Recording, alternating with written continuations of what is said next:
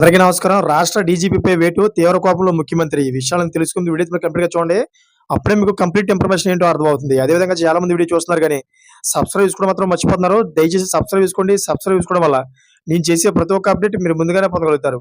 అదేవిధంగా చాలా మంది లైక్ చేయడం మర్చిపోతున్నారు. దయచేసి లైక్ చేయండి. లైక్ చేయడం వల్ల ఈ ఇన్ఫర్మేషన్ మనం చాలా మందికి రీచ్ అయ్యేవాళ్ళం అవుతాం. ఇంక లేట్ చేయకుండా వీడియోలోకి వెళ్ళిపోదాం. ఫ్రెండ్స్, రేవంత్ రెడ్డి సొంత నియోజకవర్గం కొడంగల్‌లోని లగచర్ల గ్రామంలో ఈ నెల 11న కలెక్టర్, ఇతర అధికారులపై జరిగిన దాడిని ప్రభుత్వం అత్యంత సీరియస్‌గా తీసుకుంది. అయితే ఈ కేసులో ప్రధాన నిందితుడిగా చెబుతున్న సురేష్ దాడికి ముందు వారం రోజులు గ్రామస్తులతో సమావేశమై రెచ్చగొట్టినట్లు విచారణ తేలింది. కలెక్టర్ ఎవరు వచ్చినా తరిమి కొడదామంటూ మాజీ ఎమ్మెల్యే పట్నం నరేందర్ రెడ్డి చేసిన వ్యాఖ్యలకు సంబంధించిన వీడియో సైతం తాజాగా బయటకు వచ్చింది. ఇంత జరుగుతున్న ఇంటెలిజెన్స్ ఈ విషయాన్ని గుర్తించి అలర్ట్ కాకపోవడంపై రేవంత్ రెడ్డి సీరియస్‌గా ఉన్నట్టు తెలుస్తోంది.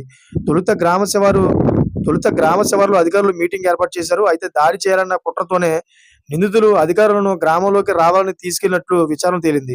అయితే ఈ నేపథ్యంలో పోలీసు అధికారులపై వేటు పడే అవకాశం ఉందన్న చర్చ జోరుగా సాగుతుంది. డీజీపీని మార్చే అవకాశం ఉందన్న ప్రచారం కూడా సాగుతుంది. లేకుంటే ఇంటెలిజెన్స్ చీఫ్ డీఐజీ, ఎస్పీలను కూడా మార్చే అవకాశం ఉందని తెలుస్తోంది. ప్రాథమిక విచారణ అనంతరం ప్రభుత్వం నుంచి ఈ మేరకు ఉత్తర్వులు వెలువడే అవకాశం ఉందని సమాచారం. చూసారా ఫ్రెండ్స్, లేటెస్ట్ అప్డేట్స్ కోసం ఛానల్ సబ్స్క్రైబ్ చేసుకోండి. Thanks for watching friends.